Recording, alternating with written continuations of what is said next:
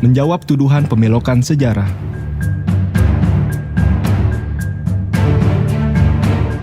Jagadmaya dihebohkan dengan isu pemelokan sejarah kemerdekaan Indonesia yang katanya dilakukan oleh Sadah Alauiyin, keturunan Hadramaut, Yaman.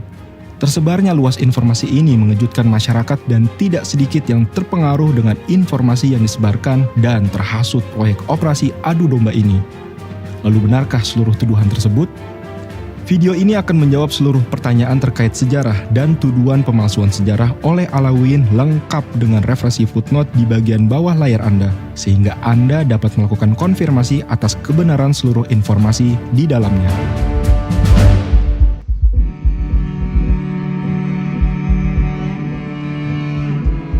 Isu anti-Arab atau anti-keturunan Yaman ini diawali dengan narasi bahwa Ba'alawi dan Masya'ih yang berasal dari Hadramaut Yaman didatangkan oleh Belanda untuk membantu mereka menjajah Nusantara. Benarkah? Orang Hadramaut dikenal dengan migrasinya ke banyak negara dengan misi perdagangan dan dakwah, sebagaimana dikatakan oleh sejarawan Inggris terkemuka Sir Richard Burton. Matahari tidak terbit di suatu wilayah yang tidak didiami orang Hadramaut. Lalu bagaimana dengan Nusantara? Pertama, kalangan Ba'alawi atau orang-orang Yaman hadir di Nusantara bukan karena didatangkan oleh pemerintah kolonial Belanda.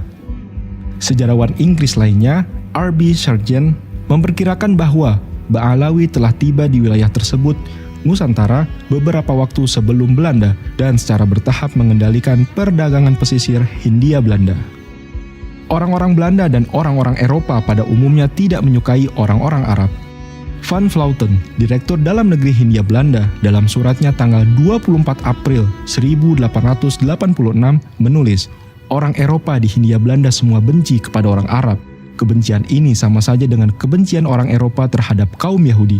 Orang Arab yang tinggal di Nusantara tidak mendapat simpati dari orang Eropa, malah dia menjadi objek kebencian dan permusuhan. Semua pegawai termasuk para asisten residen dan kontrolir tetap lebih suka membicarakan persoalan pajak dengan 50 orang Cina daripada mengaturnya dengan satu orang Arab saja. Van den Berg, yang melakukan penelitian tentang orang-orang Hadramaut di Hindia Belanda pada akhir abad ke-19, menulis dalam salah satu suratnya kepada Gubernur Jenderal Hindia Belanda bahwa banyak orang Eropa takut berlebih-lebihan terhadap semua orang yang memakai serban atau yang melaksanakan dengan taat ibadah agamanya. Rasa takut ini sering dipupuk oleh tulisan kuasi ilmiah dalam surat kabar dan majalah populer oleh para keturunan Arab. Snoek Horgorne menambahkan, sehingga Belanda berusaha memperketat dan membatasi ruang gerak mereka. Dalam pemberitaan Snoek Horgorne, ia mengatakan, seandainya undang-undang kita tidak membatasi ruang gerak orang Hadramaut itu, migrasi mereka ke Hindia pasti lebih banyak daripada sekarang. Jika orang-orang Arab didatangkan untuk dipekerjakan oleh Belanda, dengan asumsi bahwa mereka dipekerjakan di perkebunan atau industri yang diadakan oleh pemerintah kolonial atau pengusaha Belanda, tentunya mereka perlu menghadirkan orang-orang Arab dalam jumlah yang besar untuk dipekerjakan di dalam perkebunan dan industri kolonial yang jumlahnya banyak itu. Terlebih lagi jika memang betul orang-orang Belanda tidak mau mempekerjakan masyarakat pribumi. Masalahnya, hal semacam ini tidak disebutkan di sumber-sumber sejarah yang ada dan tidak pernah didiskusikan pula oleh para akademisi. Hendaknya mereka yang membuat klaim semacam ini menghadirkan bukti dan menunjukkan sumber-sumber yang terpercaya tentang hal ini. Adapun pekerjaan di pemerintahan hampir sepenuhnya dihindari oleh orang Arab. Van den Berg misalnya menulis, di Pulau Jawa saya hanya mengenal 2 pegawai pemerintah yang berasal dari Arab, yaitu Bupati Magelang dan Patih Brebes. Keluarga Bupati Cianjur meskipun berasal dari Arab sudah menjadi orang Jawa sehingga tidak mempunyai perasaan seperti orang Arab pada umumnya. Raffles menyebutkan dalam The History of Java bahwa di antara orang Arab banyak pedagang tetapi mayoritas adalah ulama. Lalu apakah kita hendak mengatakan bahwa seluruh pegawai pemerintah kaum pribumi sebagai antek Belanda?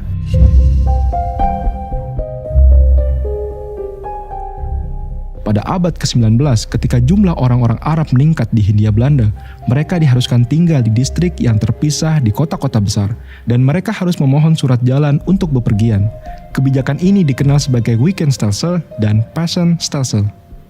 Mereka biasanya tidak diizinkan atau dipersulit untuk pergi ke kawasan pedesaan yang menjadi pemukiman utama masyarakat pribumi. Mereka tidak menghendaki masyarakat Arab bercampur dengan masyarakat pribumi. Kalaupun ada pengaruh yang mungkin diberikan oleh orang-orang Arab terhadap penduduk pribumi, hal itu umumnya dalam bentuk yang tidak disukai oleh Belanda.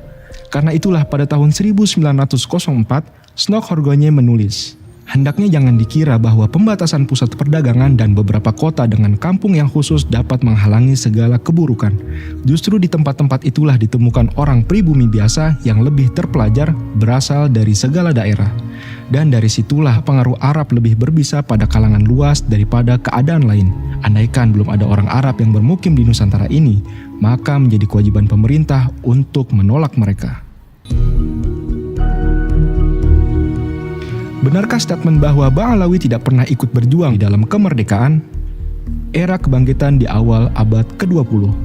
Pada awal abad ke-20 yang merupakan era kebangkitan Islam dan juga kebangkitan nasional, telah muncul sejumlah organisasi pergerakan yang berkembang ke arah cita-cita kemerdekaan. Bahkan sejak akhir abad ke-19, sebagian kalangan Ba'alawi seperti Ali bin Syahab, Abdullah bin Alwi Alatos, Abdul Qadir Al-Idrus, Sahal bin Sahal, dan Muhammad bin Abdul Raham Salabiyah atau Al-Idrus, dan orang-orang Arab selain Ba'alawi telah terlibat dalam gerakan pan-Islamisme. Mereka menjalin hubungan dengan Turki Utsmani dan mengkritik pemerintah kolonial Belanda lewat tulisan di media-media pan-Islam di Timur Tengah, seperti Maklumat, Tamarat Al-Funun, Liwa, dan Mu'ayyad. Snoeck-Horgogne berulang kali menunjukkan kekesalannya di dalam surat-suratnya kepada pemerintah kolonial terkait tulisan-tulisan orang Arab yang dianggap merugikan Belanda. Tulisan-tulisan itu bernada proto-nasionalis dan mengangkat tema ketidakadilan dan penindasan pemerintah kolonial Hindia Belanda. Dalam suratnya kepada Gubernur Jenderal Hindia Belanda yang bertanggal 20 November 1899, Snoeck melaporkan, nomor-nomor dari surat kabar Maklumat dan Mu'ayyad memuat karangan-karangan yang menghasut terhadap pemerintah Hindia Belanda. Banyak sekali karangan semacam itu akhir-akhir ini terbit dalam surat kabar berbahasa Arab di Konstantinopel, Beirut, Kairo, dan sebagainya. Seperti terbukti kembali dari terjemahan-terjemahan yang disampaikan bersama ini, kegiatan pan-Islam yang terdapat pada redaksi surat-surat kabar dalam hal ini dikendalikan melalui surat menyurat orang Arab di negeri ini dan surat menyurat kaki tangan mereka yang berkemauan buruk di Malaya dan Singapura. Wartawan-wartawan yang melihat betapa bersemangat orang membuat berita-berita tentang mereka dan menganggap berita-berita itu benar tanpa penyelidikan atau kritik, terus memberikan gambaran tentang pemerintah, daerah jajahan dengan cara yang sangat menimbulkan rasa kebencian. Berita ini sebagian didapat dari fakta-fakta khayalan dan sebagian dari keadaan yang digambarkan secara palsu. Karangan-karangan itu lalu berpengaruh pula pada banyak orang Arab di negeri yang membacanya ini, serta kepada orang pribumi yang memberitahu tentang isinya. Terlepas dari akurasinya, tulisan-tulisan tersebut jelas mengganggu pemerintah kolonial Belanda dan berusaha membangun keadaan masyarakat di negeri jajahan tentang keadaan mereka yang tertindas. Di antara penulis atau sumber informasi dari tulisan-tulisan yang mengkritik pemerintah kolonial itu adalah Said Hussein Alatos dan seorang yang menggunakan nama pena Saifuddin Al-Yamani yang menurut Snoeck adalah Said Hadramaut yang tinggal di Singapura. Artikel-artikel ini kadang secara mendetail menceritakan tentang kebijakan kolonial yang merugikan masyarakat Arab di Hindia Belanda serta warga Muslim pada umumnya. Salah satu artikel di Mu'ayyad bertanggal 5 September 1899 yang berjudul Pemerintahan Sewenang-wenang di Jawa dan dibuka dengan kalimat berikut. Tidak ada suatu yang tepat menyerupai zaman-zaman kebiadaban dan kekerasan barbar yang sewenang-wenang terhadap ras yang patut dikasihani, seperti perlakuan para penguasa Belanda terhadap orang-orang Muhammadan dan orang-orang asing di Pulau Jawa. Tokoh-tokoh Ba'alawi dan orang-orang Arab selain Ba'alawi atau Masyaikh mendirikan organisasi Islam modern pertama di Indonesia, yaitu Jamiat Khair pada tahun 1901. Jamiat Khair mendirikan sekolah Islam modern pada tahun 1906. Pada tahun yang sama, 1906, organisasi yang pada awalnya hanya dianggotai oleh orang-orang Arab ini mulai menerima masyarakat Muslim lainnya atau non-Arab sebagai anggota. Tokoh-tokoh besar perjuangan bangsa seperti Hos Cokro Aminoto dan pendiri Muhammadiyah K. Haji Ahmad Dahlan kemudian menjadi anggota Jamiat Khair. Bukan hanya itu, tokoh-tokoh Jamiat Khair banyak berperan di awal terbentuknya Sarekat Islam yang merupakan alat perjuangan di era pra-kemerdekaan. Rapat-rapat Sarekat Islam kadang diadakan di kantor Jamiat Khair di Batavia atau organisasi rekannya di Surabaya. Orang-orang Arab memainkan peranan penting sebagai penasihat, pembimbing keagamaan, serta penopang keuangan sepanjang tahun-tahun awal Syarikat Islam. Pramudia Anantatur di dalam Sang Pemula menganggap bahwa penggunaan nama Budi Utomo mendapat pengaruh dari nama Jamiat Khair. Sementara Haji Agus Salim, sebagaimana dikutip oleh Robert Van Niel, menyebutkan bahwa banyak anggota Budi Utomo dan Syarikat Islam yang sebelumnya merupakan anggota Jamiat Khair. Korver dalam bukunya, Syarikat Islam, menyebutkan bahwa dalam salah satu rapat Syarikat Islam di Batavia pada tahun 1913, Ketua Jamiat Khair dengan berapi-api menyampaikan uraian tentang pendidikan dan kemajuan, yang di dalamnya sekolah-sekolah Jamiat Khair disebutkan sebagai contoh. Pada bulan Juni 1916, Kongres Syarikat Islam di Bandung menetapkan sebuah komite mendirikan sekolah guru. Untuk rencana itu akan dihimpun dana sebesar 80.000 gulden dalam waktu 3 tahun. Yang ditunjuk sebagai ketua komite tersebut adalah Abdullah bin Alwi Alatos, dan yang menjadi wakil ketua adalah sang pahlawan besar bangsa, Hos Cokro Aminoto. Abdullah bin Alwi Alatos bukan orang asing di Syarikat Islam. Ia tercatat sebagai penasehat Syarikat Islam Batavia pada tahun-tahun sebelumnya. Banyak Ba'alawi lainnya yang terlibat di dalam Syarikat Islam, di antaranya Said Hasan bin Sumaid, yang merupakan salah satu petinggi Syarikat Islam di Surabaya, dan juga Ketua Komite Hilal Ahmar di Hindia Belanda, yang mana Cokro Aminoto menjadi wakilnya dalam komite ini, bertujuan membantu para korban perang di Turki. Dalam utusan Hindia tanggal 7 Maret 1916, disebutkan tentang Said Abu Bakar, Presiden Syarikat Islam Lasem atau Rembang, yang menjadi tamu dalam pertemuan Syarikat Islam Kudus dan berbicara pada kesempatan itu dalam bahasa Jawa. Pada hari berikutnya, 8 Maret 1916, utusan Hindia memberitakan tentang wafatnya Said Ali bin Abdurrahman bin Syahab di Makassar, dan menyebutkan bahwa beliau ada bagian juga di dalam kemajuannya Syarikat Islam di Makassar. Dan pada satu waktu beliau sudah angkat bicara di dalam Verdagring Syarikat Islam Makassar, pidato yang mana disetujui benar-benar oleh Tuan Cokro Aminoto lantaran dari elok dan pentingnya. Lalu ada petisi Sutarjo, petisi yang berisi mengenai permohonan kepada pemerintah Belanda agar Hindia Belanda mendapat hak otonomi untuk menjalankan pemerintahan secara mandiri. Petisi Sutarjo merupakan salah satu peristiwa penting di era kebangkitan nasional, diajukan di Foxrat pada tahun 1936. Petisi ini disampaikan oleh Sutarjo bersama beberapa rekannya di Foxrat, yaitu Ratu Lenji, Kasimo, Datu Tumanggung, Kokwationg, dan Alatos. Yang disebut terakhir ini adalah Abdullah bin Salim Alatos, ayah dari Ali Alatos yang nantinya menjabat sebagai Menteri Luar Negeri Indonesia selama beberapa periode. Termasuk sang pelukis legendaris yang wafat di tahun 1880, Raden Saleh. Beliau memiliki nama asli Saleh Syarif Bustaman bin Husin bin Yahya.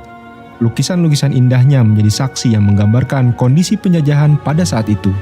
Keluarga keturunannya kini pun turut tercatat dan memiliki buku nasab sebagai keluarga besar Robitoh Alawiyah.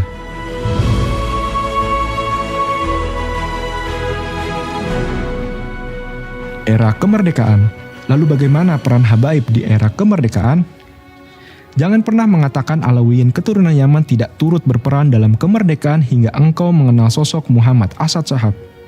15 hari pasca kemerdekaan Republik Indonesia, tepatnya tanggal 2 September 1945, Arabian Press Board atau APB resmi didirikan atas ide dari Muhammad Asad Shahab bersama kakaknya Zia Shahab dan Hussein Al-Habsyi. Wartawan, sejarawan, serta penulis ternama Solihin Salam yang menulis lebih dari 64 buku biografi tokoh nasional mengatakan, sesudah diproklamasikan kemerdekaan Indonesia pada 17 Agustus 1945 oleh Soekarno dan Hatta, praktis kita belum memiliki media massa yang mendukung proklamasi kemerdekaan dan ikut mempertahankan kedaulatan negara Republik Indonesia. Kantor berita APB sengaja menggunakan nama Arabian Press Board untuk menarik perhatian dunia Islam serta Timur Tengah, sekaligus mengelabui pihak sekutu dan Belanda dengan menggunakan kata Arabian. Mereka pasti berpikir ada kaitan dan hubungan dengan dunia Islam dan Timur Tengah. Apabila mereka hendak bertindak keras, pasti berpikir 1000 kali terhadap dampak dan akibatnya nama sekutu dan Belanda di Timur Tengah. Perjuangan Asad Shahab dengan APB-nya tidak sia-sia. Berita kemerdekaan Indonesia tersebar luas di Timur Tengah dan sekitarnya hingga berujung pengakuan kedaulatan Indonesia dari berbagai negara Arab. Wakil Presiden Republik Indonesia Muhammad Hatta dalam sambutan buku Diplomasi Revolusi Indonesia di Luar Negeri mengatakan kemenangan diplomasi Indonesia yang dimulai dari Kairo karena pengakuan Mesir dan negara-negara Arab lainnya terhadap Indonesia sebagai negara yang merdeka dan berdaulat penuh. Segala jalan tertutup bagi Belanda untuk surut kembali atau memungkiri janji, sebagaimana selalu dilakukannya di masa-masa yang lampau. Jenderal A.H. Nasution juga memberikan kata pengantar pada buku yang sama. Karena itu tercatatlah negara-negara Arab yang paling dahulu mengakui Republik Indonesia dan paling dahulu mengirim misi diplomatiknya ke Yogyakarta dan yang paling dahulu memberikan bantuan biaya bagi diplomat-diplomat Indonesia di luar negeri, Mesir, Suriah, Irak, Aljazair, Tunisia, Arab Saudi, Yaman, memelopori pengakuan de jure Republik Indonesia bersama Afghanistan, Iran, dan Turki mendukung Republik Indonesia. Fakta-fakta ini merupakan hasil perjuangan diplomat-diplomat revolusi kita dan simpati terhadap Republik Indonesia yang tetap luas di negara-negara Timur Tengah merupakan modal perjuangan kita seterusnya. Atas jasanya, begitu banyak tokoh dan sejarawan yang menuliskan tinta emas atas perjuangan Asad Shahab. Rosihan Anwar, motivasinya sederhana, mau berjuang menegakkan Republik Indonesia dan mempertahankan kemerdekaan bangsa Indonesia yang telah diproklamasikan. Sudarpo Sastro Satomo, Saudara Shahab adalah seorang eksponen yang mempunyai peran dalam sejarah perjuangan kemerdekaan kita yang pantas kita peringati. M. Yusuf Ronodipuro, sebagai seorang pejuang, beliau tidak mengharapkan penghargaan, ketulusan hatinya untuk menyumbangkan jasa-jasanya bagi kepentingan perjuangan kemerdekaan bangsa, baginya itu sudah suatu penghargaan. Solihin Salam, untuk itu kita patut menyampaikan apresiasi dan penghargaan yang tinggi. Kita percaya bahwa nama APB tercatat dalam lembaran sejarah Republik Indonesia. Prof. Dawam Raharjo, M. Asad Shahab selayaknya diingat dan dihargai sebagai salah seorang bapak pendiri bangsa, the founding father negara Republik Indonesia. Insinyur Soekarno, aku menghargai keberanian dan tata keramanya.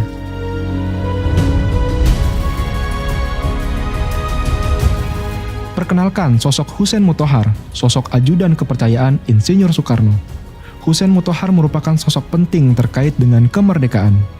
Sebagaimana ditulis oleh media Kompas, Hussein Mutahar bernama asli Habib Muhammad bin Hussein Al-Mutahar, merupakan seorang pejuang kemerdekaan. Ia tidak hanya dikenal masyarakat Indonesia sebagai komponis, melainkan juga Bapak Paskibraka Indonesia. Beliau berkarir di Angkatan Laut Republik Indonesia dan di awal kemerdekaan menjalani tugas sebagai Sekretaris Panglima Angkatan Laut Muhammad Nazir. Beliau diajak menyertainya bertemu Presiden Soekarno di Yogyakarta. Tak lama setelah pertempuran 5 hari di Semarang, Jawa Tengah Oktober 1945, Bung Karno kemudian mengambilnya sebagai ajudan dan menaikkan pangkatnya menjadi mayor. Pada 19 Desember 1948, Belanda melancarkan agresinya yang kedua. Presiden, wakil presiden, dan beberapa pejabat tinggi Indonesia akhirnya ditawan Belanda.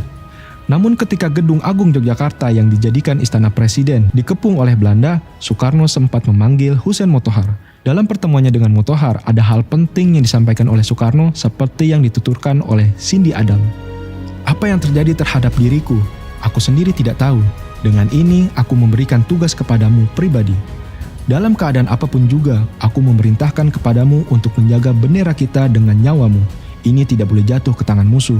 Di satu waktu, jika Tuhan mengizinkannya, engkau mengembalikannya kepadaku sendiri, dan tidak kepada siapapun kecuali kepada orang yang menggantikanku sekiranya umurku pendek. Andai kata engkau gugur dalam menyelamatkan bendera ini, percayakanlah tugasmu kepada orang lain, dan dia harus menyerahkan ke tanganku sendiri sebagaimana engkau mengerjakannya.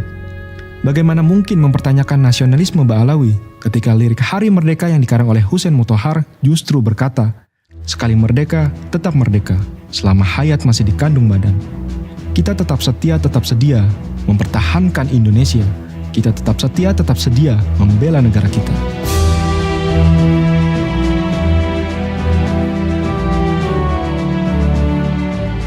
Dan tahukah Anda ada seorang sultan yang menyumbangkan harta sebesar 13 juta gulden atau setara lebih dari 1.000 triliun untuk pemerintahan Republik Indonesia yang baru terbentuk? Nama yang dipertuan besar, Syarif Kasim Abdul Jalil Saifuddin atau juga dikenal dengan Sultan Syarif Kasim II, kondang setelah menyumbang harta kekayaannya sebanyak 13 juta gulden kepada pemerintah Republik Indonesia. Jumlah tersebut setara dengan 120,1 juta dolar, atau jika dirupiahkan nilainya mencapai lebih dari 1.074 triliun. Beliau adalah seorang Alawiyin dengan marga Banasan. Catatan nasabnya tersimpan rapih di kerajaan Siak. Dan keturunan kerajaan pun hingga kini tidak hanya tercatat, namun juga memiliki buku nasab sebagai keluarga besar Robito Alawiyah. Perlawanan sang Sultan Siak ini terhadap pemerintah Belanda terjadi pada Desember 1931 yang dipimpin oleh Koyan. Oleh karena itu, pemberontakan ini dikenal sebagai pemberontakan si Koyan. Pemberontakan terjadi di daerah Merbau Sungai Preban, Selat Akar yang berhasil membunuh 4 orang prajurit Belanda.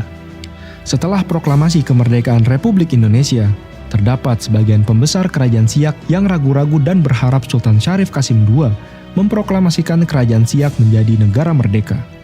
Dalam situasi ketidakpastian ini, Sultan Syarif Qasim II mengambil sikap tegas dan mengumumkan sebuah maklumat. Di saat yang maha penting ini, bukanlah masanya kita memikirkan untuk kepentingan diri sendiri, melainkan untuk kepentingan tanah air Indonesia Raya. Oleh sebab itu, dengan hati yang suci bersih, saya sudi meletakkan hak dan kekuasaan saya dengan sepenuhnya merdeka.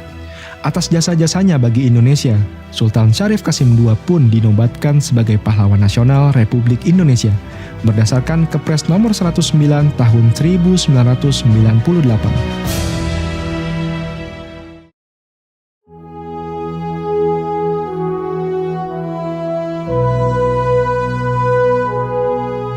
Pernahkah Anda mendengar peristiwa Lengkong yang mengakibatkan gugurnya Dan Mogot juga Subianto Joyo Hadikusumo, paman dari Prabowo Subianto? Peristiwa Lengkong yang mengakibatkan gugurnya 34 taruna Akademi Militer Tangerang itu terjadi pada tanggal 25 Januari 1946. Termasuk salah satu pahlawan Lengkong yang gugur adalah keluarga Alawiyin bernama Said Muhammad Al-Haddad. Bagaimana mungkin beliau dituduh sebagai antek penjajah, menyakiti hati keluarga para pahlawan dengan mengatakan, buktinya kagak ada satupun keluarga mereka masuk dalam syuhada Indonesia. Coba, tapi urut dari Ubaidillah sampai namamu, ada tidak yang mati di medan perang? Saya berani untuk bertaruh, tidak ada di antara nama itu sampai mereka yang mati di medan perang. Narasi kebencian seperti ini seharusnya tidak terjadi, karena monumen Lengkong hanya berjarak sekitar 1 jam dari rumah penuduh tersebut. Lalu bagaimana dengan Sultan Hamid Al-Qadri? Adakah yang membantah beliau sebagai perancang lambang negara? Proklamator Muhammad Hatta menceritakan dalam Bung Hatta Menjawab. Patut pula ditambahkan sebagai catatan bahwa lambang dengan tulisan yang mempunyai arti yang demikian mendalam itu dipadukan menjadi seperti sekarang ini dengan melalui sayembara waktu Republik Indonesia Serikat dulu dan dilaksanakan oleh Menteri Priyono. Banyak gambar yang masuk waktu itu, tetapi yang terbaik akhirnya ada 2 buah, satu dari Muhammad Yamin dan yang satu lagi dari Sultan Hamid. Yang diterima oleh pemerintah dan DPR adalah dari Sultan Hamid, yakni seperti sekarang ini. Adapun dari Muhammad Yamin ditolak, karena di sana ada gambar sinar-sinar matahari dan menampakkan sedikit banyak disengaja atau tidak pengaruh Jepang. Saya berpendapat bahwa apa yang ada sekarang itu, seperti uraian saya tadi, sudah tepat dan bernilai abadi bagi kehidupan negara dan bangsa Indonesia. Memang benar bahwa terdapat ide Bung Karno untuk merevisi jambul juga kaki sang Garuda, Sultan Hamid II dalam transkripnya kepada Solihin Salam, 15 April 1967. Saya meminta bantuan Rul Junior untuk membuat sketsa dari lambang negara yang saya buat dengan membawa potret lukisan lambang negara yang dilukis oleh Dullah. Karena lukisan Dullah yang gambar rancangannya semula cengkraman kakinya menghadap ke belakang telah diserahkan kepada Kementerian Penerangan Republik Indonesia Serikat yang ketika itu masih berada di Yogyakarta. Kemudian dimintakan kepada saya oleh Paduka Yang Mulia Presiden Soekarno untuk tidak disebarkan dahulu ke pelosok negara RIS. Setelah itu, sketsa transkrip atau outward yang dilukis oleh Rul Junior, saya ajukan kembali ke Paduka Yang Mulia Presiden Soekarno. Ternyata beliau langsung mendisposisi sebagai wapen negara. Waktu itu tanggal 20 Maret 1950. Kemudian beliau memerintahkan untuk memanggil Dullah sang pelukis istana atau pelukis kesayangan Bung Karno untuk melukis kembali berdasarkan sketsa perbaikan dari Rul tersebut. Walaupun ketika itu kita harus merugi beberapa ribu rupiah lagi untuk membayar pelukis Dullah. Tidak benar jika dikatakan usulan Sultan Hamid diubah seluruhnya, namun hanya jambul dan kakinya saja. Hal senada juga dikatakan oleh salah satu murid Dullah, Heri Sujarwanto. Setelah mengalami beberapa kali perbaikan, akhirnya pada 20 Maret 1950, Bung Karno mengirimkan disposisi persetujuan pada Sultan Hamid II. Isinya, Yang Mulia Sultan Hamid Menteri Negara. Menurut pendapat saya, lukisan rule ini membuat lambang negara kita lebih kuat. Maka untuk itu saya tetapkan bahwa on-warp rule inilah yang harus dipakai. Lebih baik kita rugi beberapa ribu rupiah daripada mempunyai lambang negara yang kurang sempurna. Saya harap Yang Mulia mengambil tindakan seperlunya, confirm kehendak saya. Merdeka. Dengan demikian, kita mendapati salah seorang Ba'alawi mengambil peranan penting sebagai perancang lambang negara, Garuda Pancasila. Lalu bagaimana dengan tuduhan Sultan Hamid sebagai seorang pengkhianat bangsa? Tuduhan ini diawali dari sejarah pengangkatan pangkat Sultan Hamid oleh Kerajaan Belanda di tahun 1947. Jadi bagaimana saya mau bersepakat untuk mengangkat dia sebagai pahlawan nasional? Ya nggak mungkin kan. Masa ada orang yang naik pangkat pada saat bangsanya sendiri sedang dikerjain oleh lawannya. Yang menaikkan pangkat lawan lagi. Lawannya kan. Pengkhianat kok mau diberikan pahlawan tertinggi. Astagfirullahaladzim. Benarkah tuduhan pengkhianat? Mari kembali mengingat perundingan Linggarjati pada 11 sampai 13 November 1946. Perundingan antara pemerintah Republik Indonesia dan Belanda menyepakati beberapa poin. Pertama, pengakuan Belanda secara de facto atas eksistensi negara Republik Indonesia yang meliputi Sumatera, Jawa, dan Madura. Kedua, Republik Indonesia dan Belanda akan bekerja sama dalam membentuk negara Indonesia Serikat, yang salah satu negara bagiannya adalah Republik Indonesia. Ketiga, Republik Indonesia Serikat dan Belanda akan membentuk Uni Indonesia Belanda dengan Ratu Belanda selaku ketuanya. Hasil perjanjian saat itu, Indonesia belum termasuk Kalimantan, Sulawesi, Bali, dan lainnya. Sedangkan justru disepakati Republik Indonesia dan Belanda bekerja sama dalam membentuk negara Indonesia Serikat. Maka di mana letak pengkhianatan Sultan Hamid yang berasal dari Kalimantan itu? Dengan munculnya penolakan atas hasil perjanjian Linggarjati atas gagasan dari inisiatif anak Agung Gede Agung yang ingin menghilangkan kesan keberadaan negara-negara bagian semata merupakan ide Belanda. Pada 7 Juli 1948 dibentuklah BFO. Menurut Sultan Hamid, pembentukan wadah bernama BFO juga berangkat dari keprihatinan atas konflik Republik Indonesia dan Belanda yang tidak segera terlihat ada titik temu. Setelah dibentuk BFO, Sultan Hamid tidak lagi terkait dengan Belanda dan telah menjadi subjek yang berdiri sendiri bersama BFO-nya. Muhammad Iskandar, sejarawan Universitas Indonesia, mengatakan, di buku-buku pelajaran disebutkan bahwa BFO adalah kaki tangan Belanda. Padahal mereka ingin juga mendirikan Indonesia. Adnan Buyung Nasution, advokat senior dalam kata pengantar buku Sejarah yang Hilang, mengatakan Leigh Riza dan Mahendra Petrus banyak memberikan informasi baru tentang peran BFO sebagai kekuatan ketiga. Hal ini sejalan dengan tidak adanya pergerakan untuk membentuk pemerintah negara baru oleh BFO. Ternyata pendapat banyak ahli tentang BFO selama ini salah, dan saya bisa membuktikan kesalahan itu demi kebenaran sejarah. Tulis Leigh Riza yang dikutip Adnan Buyung. Puncaknya adalah perjanjian KMB, dilaksanakan di Den Haag, Belanda pada 23 Agustus hingga 2 November 1949. Beberapa delegasi pemerintah Indonesia dan Belanda mengisi konferensi ini, yaitu delegasi dari pemerintah Indonesia adalah Muhammad Hatta, delegasi Belanda dipimpin oleh Marsieven, serta delegasi BFO yang merupakan konsolidasi dari negara-negara bagian diwakilkan oleh Sultan Hamid II. Dengan puncaknya, Belanda menyerahkan kedaulatan penuh kepada Republik Indonesia Serikat, ditandatangani oleh ketiga pihak. Jika Sultan Hamid berkhianat dan mendukung Belanda, tentu Bung Hatta yang turut berada di konferensi tersebut adalah orang yang paling berhak menyematkan gelar pengkhianat. Saya tidak pernah mendengar. Saya akrab dalam usia saya yang sangat muda, bergaul dengan TB Simatupang, bergaul dengan Aha Nasution, bergaul dengan Mr. Muhammad Rom. Saya juga berjumpa dengan Pak Hatta. bergaul erat dengan Pak Nasid, mendengar dari mereka kata-kata yang negatif terhadap Sultan Hamid. Tidak pernah, never. Saya nggak pernah dengar. Saya baru dengar sekarang Sultan Hamid dibilang pengkhianat oleh orang yang baru diberanakin kemarin sore. Putri Bung Hatta, Mutia Faridah Hatta mengatakan, saya belum pernah mendengar Bung Hatta menyebut Sultan Hamid II sebagai pengkhianat sampai beliau wafat. Ujarnya, sebuah pertanyaan logis sederhana, bagaimana mungkin seorang yang pada tahun 1947 berkhianat lalu diterima oleh para pendiri bangsa dalam tugas maha penting, yakni sebagai perancang lambang negara pada tahun 1949. Mengapa tidak ada satupun para pendiri bangsa yang menolak rancangan Sultan Hamid II dengan alasan pengkhianat, sebagaimana penolakan saudara kami, Anhar Gonggong, atas gelar pahlawan nasional?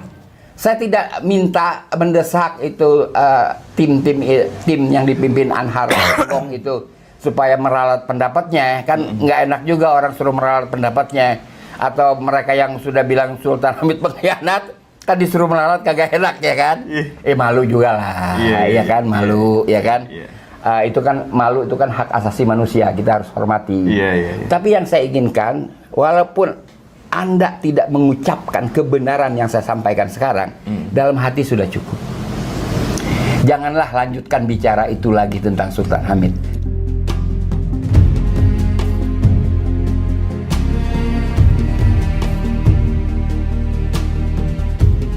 Said Utsman bin Yahya, Mufti Betawi.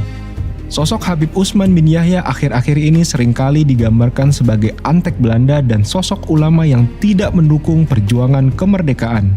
Benarkah tuduhan ini? Said Utsman hidup di era ketika perjuangan nasionalis ke arah kemerdekaan dapat dikatakan belum muncul dan berkembang. Bagi Said Utsman sendiri, perjuangan yang beliau lakukan terutama adalah perjuangan keilmuan. Terlepas dari kedekatan beliau dengan pemerintah Hindia Belanda, beliau memainkan peran penting dalam jaringan keilmuan Islam. Aziu Mardi Azra, mantan Ketua Dewan Pers dan Rektor UIN Syarif Hidayatullah mengatakan, Habib Utsman mengambil ilmu dari sejumlah ulama di Timur Tengah, antara lain Said Ahmad Zaini Dahlan, Mufti Mazhab Syafi'i di Mekah. Sepulangnya ke Batavia, ia mengajar di Masjid Pekojan atas sokongan Syekh Abdul Ghani Bima. Beberapa muridnya seperti Said Ali Al-Habsyi Kuitang dan Guru Mukni di kemudian hari menjadi ulama penting di Batavia atau Jakarta. Profesor Dr. M. Din Majid, Guru Besar Sejarah UIN Syarif Hidayatullah Jakarta mengatakan, bagi Said Utsman, berjuang tak hanya melalui tindakan atau orasi keagamaan belaka. Yang terpenting adalah bagaimana mengabdikan keluasan ilmunya dalam deret demi deret kata bagi generasi masa depan. Selama masa hidupnya, beliau telah menulis 144 judul tulisan. Hubungan Said Utsman bin Yahya dengan pemerintah kolonial Belanda terutama terjalin lewat penasihat-penasihat kolonial di bidang keagamaan seperti K.F. Holle dan terutama Snok Horgrogne yang tampil dengan pengetahuan agama Islam hingga dipercayai oleh Said Utsman sebagai benar-benar seorang muslim. Kedekatan dan komunikasi Said Utsman dengan Snok bukanlah hal yang aneh pada masa itu, karena para ulama lainnya juga turut meyakini hal tersebut dan turut berbalas surat dengan Snok seperti Kiai Soleh Darat. Beliau adalah guru dari Hadatus Syekh Hasyim Asy'ari, pendiri Nadlatul Ulama, dan sekaligus guru dari Kiai Haji Ahmad Dahlan, pendiri Muhammadiyah. Memiliki hubungan baik dengan Snok yang dianggap oleh beliau memberikan harapan akan kebaikan bagi umat Islam. Pada surat balasan Kiai Soleh Darat kepada Snok, beliau mengatakan, "Dan Tuan, wahai saudara saya, tidaklah samar jika Tuan adalah saudara saya di dunia dan akhirat. Kami berharap dari kebaikan Tuan untuk berbuat kebaikan untuk perkara umat muslim. Salam untuk seluruh para saudara dari yang hina, Muhammad Soleh bin Umar, Kampung Darat, Semarang." Syekh Muhammad Arsyad dari Banjar juga termasuk ulama besar Nusantara yang berkirim surat dengan Snok Horgrogne.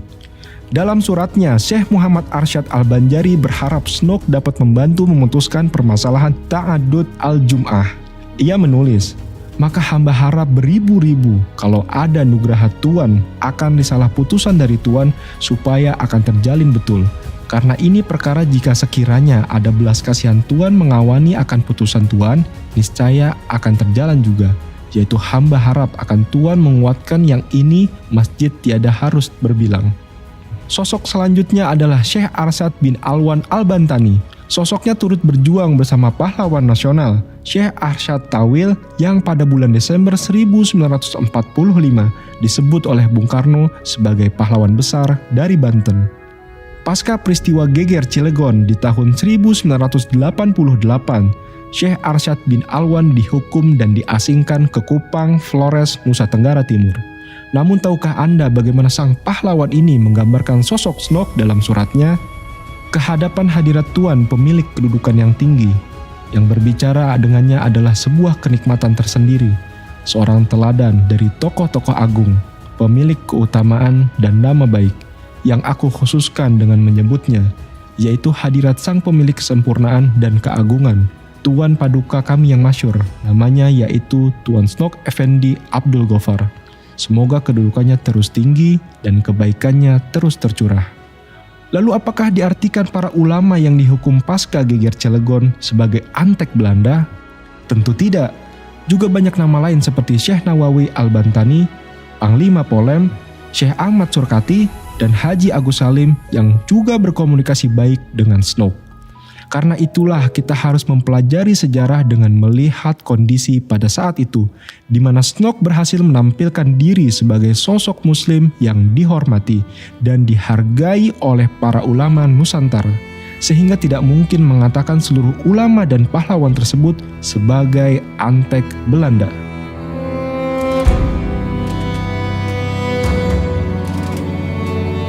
Ahmad Athoillah mengatakan, dalam peranannya, Said Usman memiliki dua konsep pemikiran, yaitu pertama, pandangan interaksi sosial di mana seorang muslim tetap dapat hidup berdampingan, saling menghormati dengan non-muslim dengan damai, asalkan terjamin kebebasan dalam pelaksanaan menjalankan ibadah keagamaan.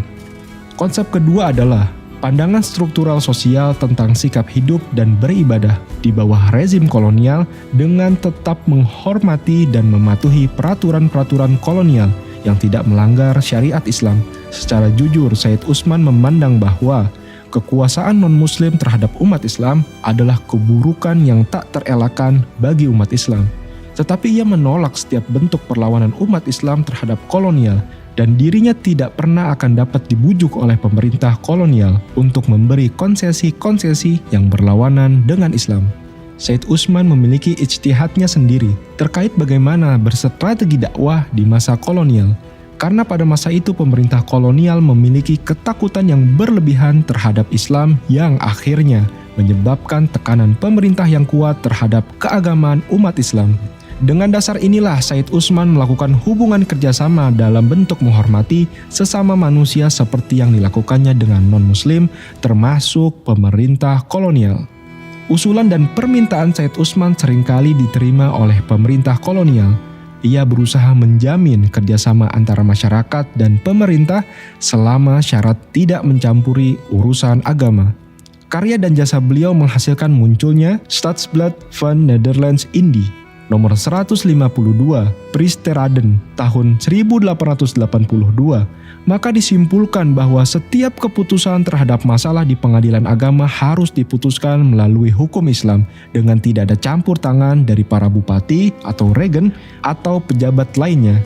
M. Nopal mengatakan, sikap akomodatif Said Usman terhadap kebijakan pemerintah Hindia Belanda, terutama dalam masalah politik, juga dilakukan dalam kapasitasnya sebagai mufti dan ulama yang berkewajiban menjaga keselamatan masyarakat dari ghurur atau tipu daya. Karena itu, dalam banyak karyanya, Said Usman selalu mengajarkan masyarakat untuk berlaku baik terhadap pemerintah dan mengharapkan pemerintah tidak mencampuri urusan agama. Fokus beliau adalah pendidikan umat dan implementasi syariat Islam di masyarakat. Namun ijtihad dan strategi beliau ini bukannya tanpa kritik terhadap pandangan sebagian Ba'alawi dan orang Arab lainnya di pan-Islamisme yang memiliki strategi berbeda. Said Usman kemudian sering mendapat kritik tertulis dari orang Arab melalui sindiran-sindiran di majalah pan-Islamisme. Benarkah Mufti Betawi menentang jihad kemerdekaan dan tidak mendukung perjuangan? Adapun kritiknya terhadap jihad pemberontakan petani di Banten pada tahun 1888 yang digerakkan oleh para anggota tarekat, perlu diketahui status beliau sebagai mufti adalah berusaha mengukur dengan terpenuhi atau tidaknya syarat-syarat jihad tersebut. Dalam hal ini beliau menilai geger Cilegon tidak terpenuhi syarat jihadnya secara fikih. Tentu hal ini menghadirkan perbedaan pendapat, sebagaimana perlawanan di Cilegon tersebut juga dipandang sebagai perlawanan heroik dalam sejarah bangsa. Namun Said Usman memiliki pandangan dan caranya sendiri dalam mendukung perjuangan. Ia mendukung seluruh upaya mencerdaskan bangsa dan membuka wawasan masyarakat. Beliau mendukung penuh pembentukan Jamiat Khair dengan mengatakan kepada para pendirinya, bahwasanya saudara kami para pendiri Jamiat Khair telah membuat suatu perbuatan yang sebaik-baiknya perbuatan yang untuk memperbaiki keadaan, dan ini bentuk wujud kepedulian mereka dalam mengembangkan dan menghasilkan ilmu-ilmu syariat Nabi Muhammad SAW dengan membangun madrasah yang bernama Jamiatul Khair.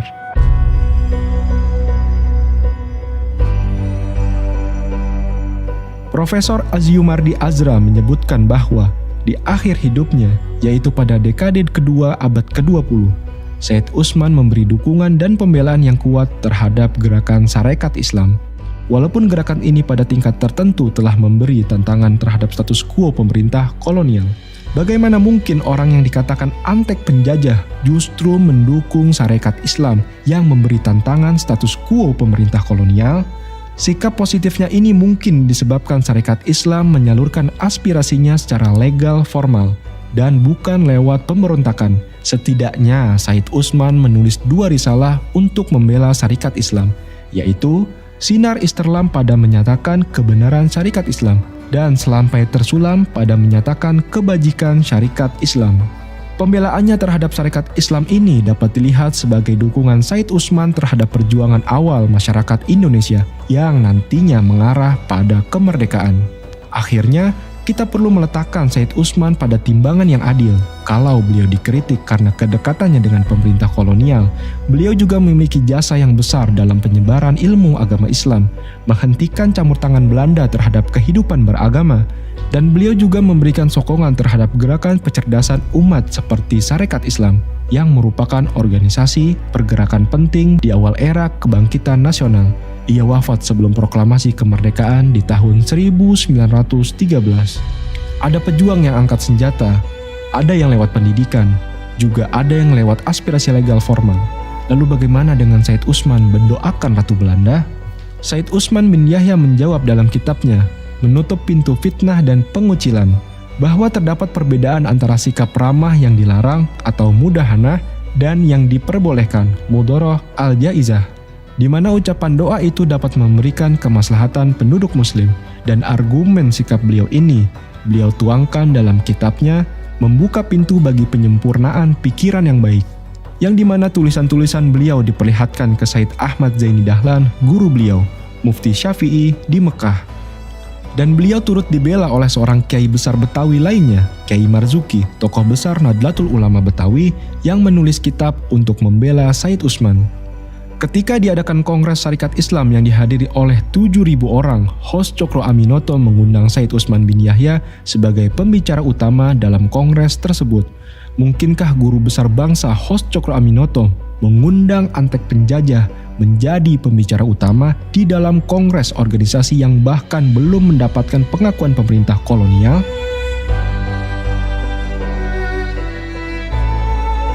Peran Habib Ali Kuitang dan Said Idrus Al-Jufri pada hari kemerdekaan. Terdapat cerita tentang kedatangan Insinyur Soekarno pada pagi hari 17 Agustus 1945 ke Kuitang, menemui Habib Ali sebelum pembacaan proklamasi. Lalu ada seorang sejarawan yang langsung membantahnya. Benarkah kisah tersebut? Cerita kunjungan subuh sebelum proklamasi yang dilakukan oleh Insinyur Soekarno adalah sesuatu yang tersebar luas, utamanya bagi masyarakat di Jakarta. Hal ini diceritakan oleh banyak pihak. Terkait kedekatan Habib Ali Kuitang dengan Kiai Haji Abdullah Syafi'i, apa yang dikisahkan oleh sang murid Kiai Haji Abdullah Syafi'i tentang kunjungan Insinyur Soekarno di pagi hari pada tanggal 17 Agustus 1945? Ya, jadi Kiai Abdullah Syafi'i pernah cerita datangnya Bung Karno ke Kuitang. Tentu datangnya itu kan ada beberapa pengawal yang menjaganya dan Ki Abdul Syafi'i sebagai murid tentu melayani. Setelah itu ayah mundur. Itu terjadi dialog yang mungkin orang lain nggak pernah ada yang tahu. Kayak apa bahasa dialognya. Tapi ayah menganggap itu sebuah silaturahmi. Silaturahmi dari seorang pejabat ke tokoh agama di Jakarta yang memang barometer. Jadi Ki Abdul Syafi'i mengisahkan seperti itu. Dan Abdul Syafi'i sebagai murid tetap menjauh dengan gurunya, tetap menghormati gurunya karena ada tamu yang memang tamu khusus yang gak sembarang orang untuk bergerombol kumpul. Jadi itulah, karena ini privasi sekali. Artinya Habib Ali dikunjungi oleh Bung Karno. Nah itu kisahnya ayah pernah menceritakan seperti itu. Termasuk salah satunya adalah ulama karismatik terkemuka Betawi, Kiai Haji Abdullah Syafi'i, yang dianugerahi bintang Mahaputra Pratama atas jasa-jasanya bagi bangsa.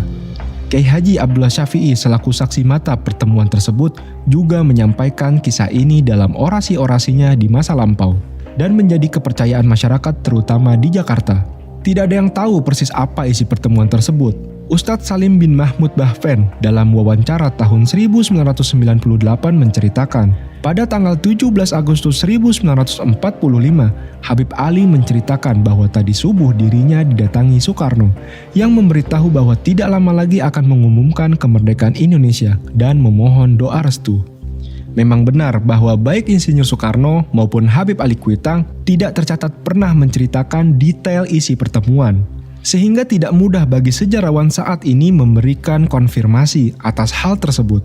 Namun sejarah yang belum ditulis lalu ternyata memiliki banyak saksi terpercaya, juga tidak mudah untuk bergegas dinafikan. Dan benarkah bahwa Said Idrus Al-Jufri atau Guru Tua adalah penentu warna merah putih? Guru Tua adalah sosok besar di kawasan Indonesia Timur yang mendirikan ribuan sekolah. Pengaruhnya yang besar di Indonesia Timur menjadikan beliau rujukan dan panutan utama, apalagi pada masa-masa penting seperti proklamasi. Dan masyarakat pun mengajukan namanya untuk menjadi pahlawan nasional. Menjadi pahlawan nasional terus dilakukan. Karena beliau itu adalah aset negeri ini, bukan asetnya orang Arab lagi. Beliau sudah besar, mengayomi, dengan puluhan tahun mendirikan Madrasah Al-Herat di pelosok terutama kawasan timur Indonesia. Akan tetapi tidak benar jika dikatakan beliau adalah penentu warna bendera. Hal ini jelas keliru. Namun kesaksian masyarakat, beliau dengan jaringan besarnya di wilayah timur menyebarluaskan berita proklamasi dan mengumumkan warna bendera kepada masyarakat di sana melalui syair, yakni merah dan putih. Berkibarlah bendera kemuliaan di angkasa, daratan, dan gunung-gunungnya yang menghijau. Sungguh hari kebangkitannya adalah hari kebanggaan. Orang-orang tua dan anak-anak memuliakannya. Tiap tahun, hari itu menjadi peringatan, muncul rasa syukur dan pujian-pujian padanya. Dengan lantang merdeka, berdoa kepada Tuhan yang Maha Mulia,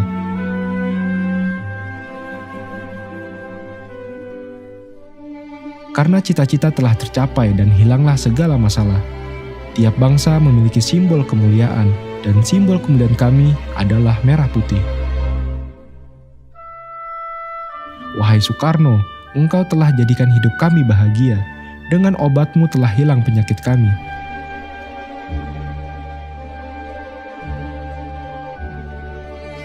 Wahai Presiden yang penuh berkah, untuk kami hari ini, engkau laksana obat bagi masyarakat.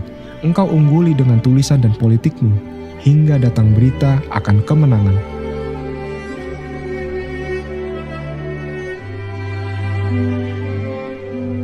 Tidak peduli jiwa dan keturunan mereka korbankan demi tanah air, alangkah indah penebusan itu. Tampillah dengan bergandengan tangan menuju kemuliaan. 70 juta rakyat dan para pemimpin akan bersamamu. Pasti kau dapati kepercayaan dari rakyat. Mereka akan patuh akan ucapan para pemimpin. Makmurlah negeri ini dengan pembangunan mental dan spiritual. Buktikan pada rakyat akan kemampuanmu. Semoga Allah senantiasa membantu kekuasaanmu dan mencegahmu dari semua kejahatan yang dirancang para musuh. Syair inilah yang disampaikan Said Idrus Al-Jufri kepada segenap murid-muridnya dan masyarakat di Indonesia Timur untuk membangkitkan semangat nasionalisme, karena syair inilah beliau disalah tafsirkan sebagai penentu warna bendera, dan karena syair inilah orang-orang ceroboh menertawakan sosok besar ini. Imam Bonjol. Isu Ba'alawisasi Imam Bonjol ini diawali dengan viralnya video Profesor Quraish Shihab dan Najwa Shihab yang menyebut Imam Bonjol bermarga bin Syahab.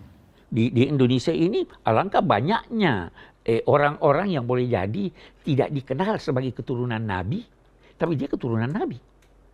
Lebih dikenal sebagai raden, raja, dan sebagainya. Imam Bonjol? Imam Bonjol. Imam Bonjol itu namanya Abdullah Syahab. Syihab itu. Syihab ya, Imam Bonjol. Ya kan? Tapi tidak menonjol. Tidak menonjol sebagai Habib, sebagai keturunan. Sebagai pahlawan nasional. Iya. Namun tidak berarti Prof. Quraish dan Najwa Shihab hendak memba'alawisasi Imam Bonjol, karena memang tercatat dalam sejarah nama asli dari Imam Bonjol adalah Muhammad Syahab. Akan tetapi, Robitoh Alawiyah tidak memiliki catatan nasab maupun data terkait Imam Bonjol. Robitoh tidak pernah mengumumkan Imam Bonjol sebagai Ba'alawi, tidak punya data untuk mengakui, sekaligus tidak punya data untuk menafikan. Akhiran marga Syahab pada nama beliaulah yang melahirkan berbagai interpretasi. Seperti dikutip kumparan.com, almarhum Kyai Ali Maksum, yaitu sesepuh Nahdlatul Ulama, menjelaskan bahwa Imam Bonjol bukanlah dari Fam bin Syahab, namun tetap saja ia disebut masih termasuk Ahlul Bait Ba'alawi dari marga Azmat Khan. Jadi sama sekali tidak ada upaya Ba'alawisasi pahlawan nasional, termasuk Imam Bonjol yang dilakukan oleh Robitoh Alawiyah. Benarkah petinggi PKI, Partai Komunis Indonesia, keturunan Ba'alawi? Hoaks dan pembelokan sejarah ini dilakukan tanpa dasar data sama sekali. Kominfo telah mengumumkan status hoaks dari isu ini. Banyak media mainstream juga telah membahas tentang informasi keliru ini. Klarifikasi lebih jelas diperoleh dari Perkumpulan Marga Aidit di Indonesia. Mengutip Republika, Habib Alwi selaku Ketua Perkumpulan Marga Aidit menjelaskan Aidit yang disandang pentolan PKI itu tak terkait dengan marga Aidit. Habib Alwi pun membantah klaim Ilham yang menyebut kaitannya dengan keturunan Rasulullah SAW. Tidak benar itu, namanya tidak ada di daftar buku silsilah, kata Habib Alwi menegaskan. Lalu Muso dikatakan Ba'alawi bermarga Al-Munawar. Penelusuran kami tidak menemukan satupun data dan bukti terkait hal ini. Fitnah dan pembelokan sejarah ini sudah disebarkan ke seluruh masyarakat secara tidak bertanggung jawab.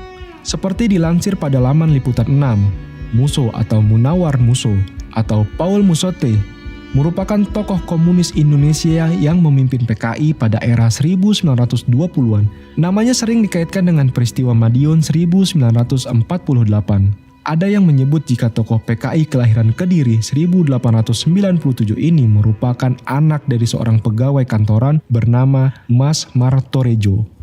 Namun fakta lain terungkap bahwa ternyata Muso adalah anak dari seorang kiai besar di Kecamatan Pagu, Kediri, Jawa Timur, yakni Kiai Haji Hasan Muhyi alias Rono Wijoyo. Tentu mereka yang telah memba'alawisasi PKI ini telah membelokkan sejarah.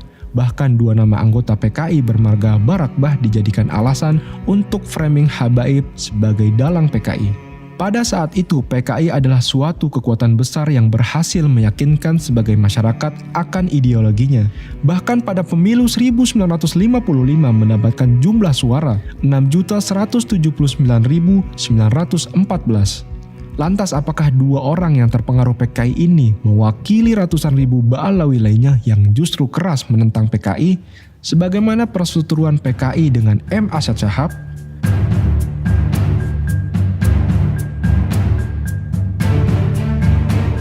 Makam palsu, Ba'alawisasi di Ponorogo, Ba'alawisasi Wali Songo. Kita harus jernih dalam menilai perkara ini. Pertama, jika ada makam yang diba'alawikan namun faktanya nama tersebut tidak tercatat di Robitoh Alawiyah, maka hal itu justru sangat merugikan Robitoh Alawiyah. Hal ini banyak dilakukan oleh orang yang berusaha mendapatkan status nasab Ba'alawi, namun ditolak oleh Robito Alawiyah.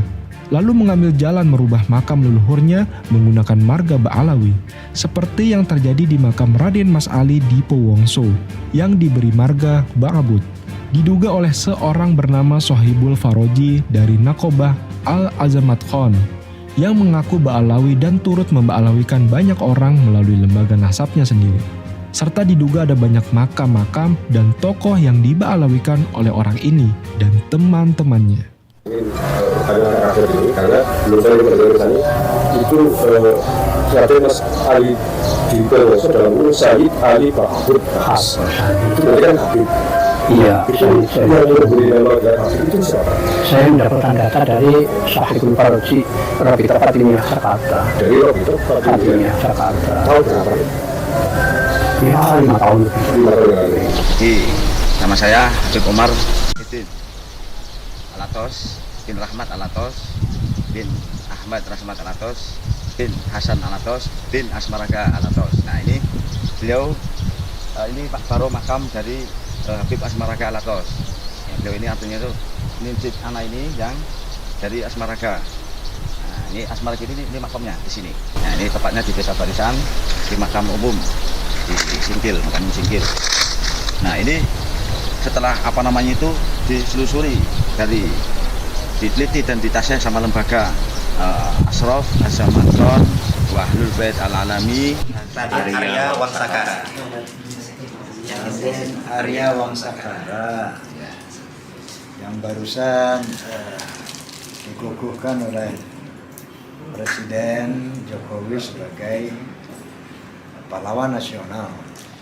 Bahkan ba'alawisasi leluhur ini dilakukan oleh para penuduh itu sendiri. Sebagaimana kerabat dari saudara kami, Roma Irama, yang mengaku keturunan Raden Arya Wangsakara, juga diduga dahulu kerap kali mengumumkan datuknya sebagai Ba'alawi. Beliau bernama Nur Fadil alias Mogi, sebagaimana video berikut.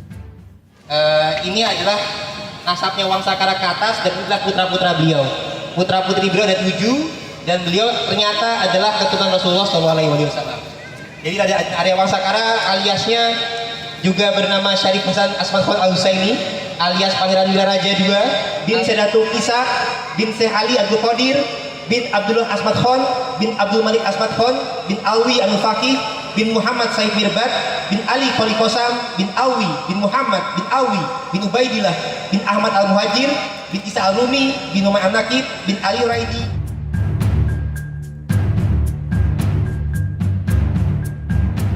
Atau video viral makam Sunan Bonang yang disebut ditambah-tambahi makam palsu Ba'alawi di sekitarnya.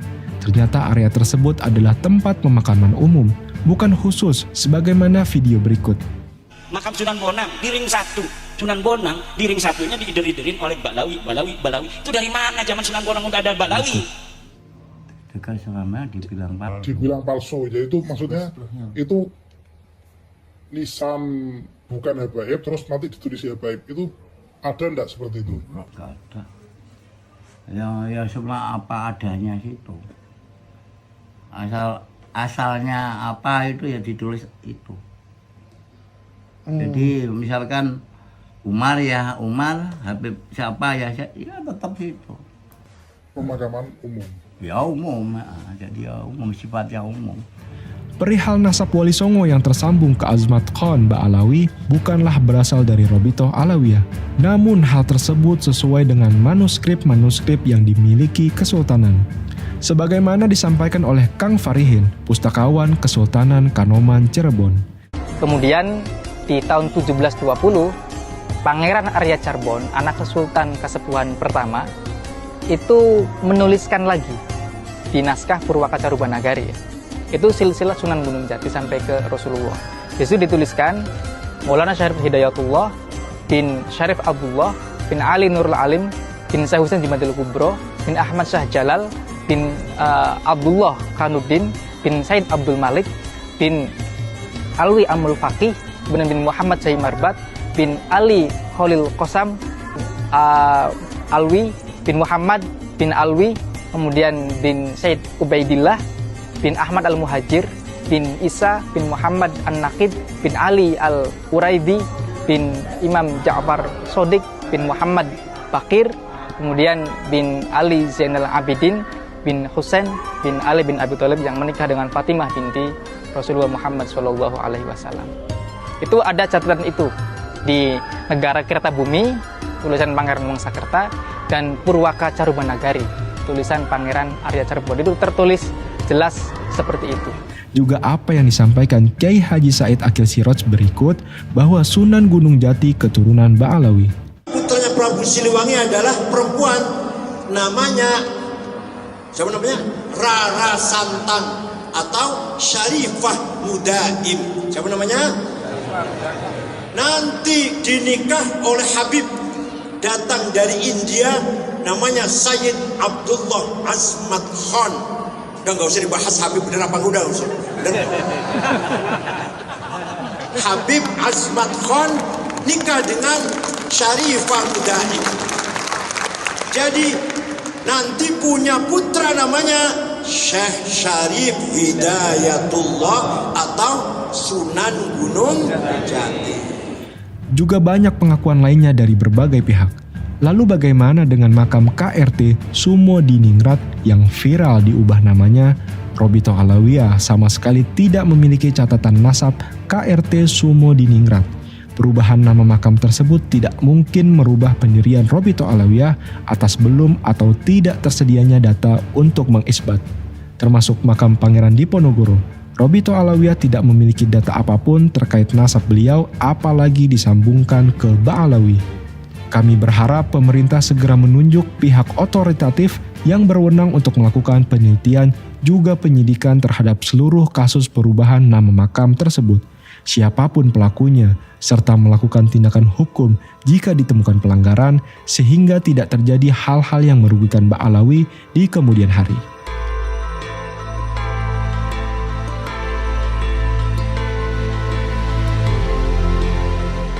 Benarkah Robito Alawiyah didirikan oleh Belanda? Pemerintah kolonial Belanda sama sekali tidak terlibat dalam inisiatif pendirian Robito Alawiyah. Tidak ada orang Belanda yang menjadi penasehat atau pengurus Robito. Robito juga tidak mendapatkan kedudukan khusus atau keistimewaan dari pemerintah kolonial. Jadi bagaimana dapat dikatakan Robito didirikan oleh Belanda?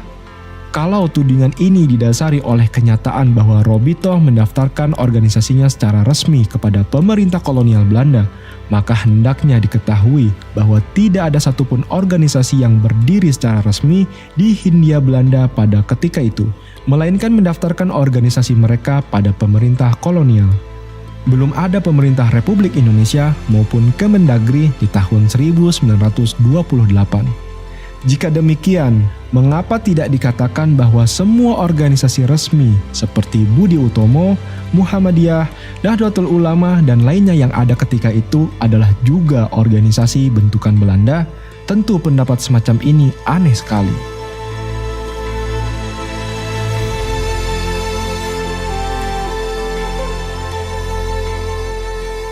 Pendaftaran organisasi ke pemerintah hanyalah persoalan legal formal semata. Hal itu tidak bermakna pemerintah ikut campur dalam urusan internal atau berada di belakang sepak terjang organisasi tersebut. Hubungan Robito Alawiyah dengan pemerintah Turki Utsmani, Jong Islamiten Bond atau JIB, dan Sarekat Islam terjalin dengan baik. Para pendiri Robito Alawiyah aktif dalam memberikan bantuan kemanusiaan bagi korban perang di Balkan, Libya, dan Palestina, serta korban bencana di Indonesia melalui organisasi Bulan Sabit Merah. Berita di majalah Robito tentang kedatangan host Cokro Aminoto di kantor Robito meminta sokongan Robito untuk menerbitkan buku Sirah Nabi yang beliau tulis, dan Robito setuju untuk membantu penerbitannya setelah naskah tersebut dibaca dan disetujui oleh Said Alwi bin Thohir Al-Haddad. Apakah mungkin tokoh seperti Cokro Aminoto rela mendapat sokongan dari Robito sekiranya organisasi ini merupakan bentukan Belanda dan bekerja untuk kepentingan Belanda? Jong Islamiten Bond atau JIB mengirimkan ucapan bela sungkawa saat mendengar kabar wafatnya Muhammad bin Sahab, ketua Robito Alawiyah, pada bulan Oktober 1930. Ketika JIB mengadakan muktamar pada tanggal 25 Desember 1930, pendiri Robito Alawiyah Habib Alwi bin Thohir Al-Haddad ikut diundang untuk memberikan ceramah pada pembukaan kegiatan tersebut.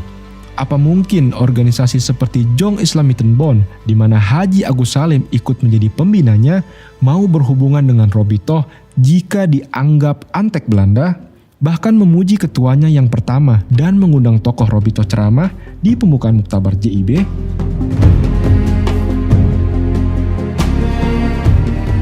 Sebagai penutup, perilaku oknum Ba'alawi yang memprovokasi masyarakat dengan mengatakan Wali Songo yang berjalur Azmat Khan tidak punya keturunan, satu Habib lebih mulia dari sekian kiai, menantang duel banyak pihak, bergaya hidup mewah, dan jauh dari akhlak juga gaya hidup ulama Ba'alawi, maka tokoh-tokoh Robito Alawiyah sudah memberikan teguran.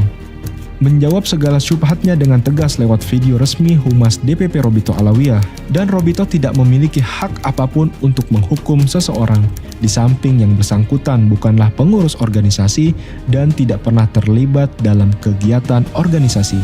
Robito Alawiyah juga wajib menghormati hukum yang berlaku dalam kapasitasnya. Robito Alawiyah tidak pernah ikut campur, terlibat, maupun memberikan bantuan hukum kepada sang oknum selama ia terkena kasus hukum.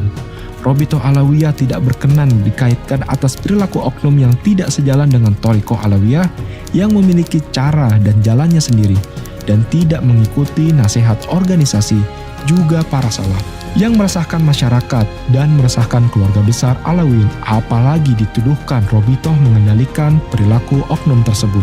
Setiap ormas yang dibentuk oleh setiap Alawiyin merupakan haknya sebagai warga negara. Memang tidak ada kekuatan hukum yang mengharuskan ia taat pada organisasi Robito Alawiyah. Setiap Alawiyin bebas bergabung dengan ormas manapun yang ia senangi.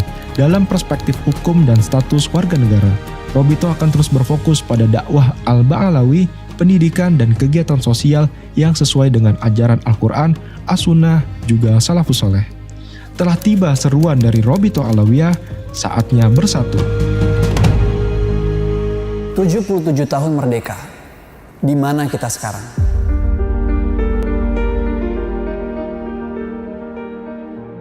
Kami hanyalah bagian kecil yang turut membentuk suatu perahu besar. Perahu itu bernama Indonesia. Negeri ini mencapai kemerdekaan lewat keberanian dan pengorbanan. Semboyan merdeka atau mati seakan menjadi cambuk menuju mimpi persatuan kesejahteraan. Lihatlah perahu besar ini sekarang. Kemana perahu besar ini menuju? Sebuah perahu hanya bisa bertahan jika seluruh komponen menyatu, rapat menutup keranggangan. Ini adalah sebuah pesan dari kami yang kecil. Saatnya bersatu. Saatnya bersatu. Saatnya mendengar untuk memahami, bukan untuk membantah. Saatnya menerima perbedaan, tidak memaksakan keseragaman. Saatnya topang menopang menghadapi ombak yang meninggi. Saatnya memperhalus lisan dan tulisan, mencontohkan budi pekerti yang baik. Selamatkan karakter bangsa menghadapi ujian kontestasi kekuasaan yang hanya sementara. Saatnya bertanggung jawab, berpikir matang sebelum bertindak. Perilaku kita berdampak besar bagi generasi penerus bangsa. Jika kau ingin melihat masa depan suatu bangsa, maka lihatlah kondisi pemuda mereka saat ini. Saatnya optimis. Keragaman ras, agama adalah wujud kekayaan bangsa. Saatnya merajut persatuan yang dapat dibanggakan para pahlawan. Saatnya membangun kedewasaan yang mematikan ego dan kesombongan.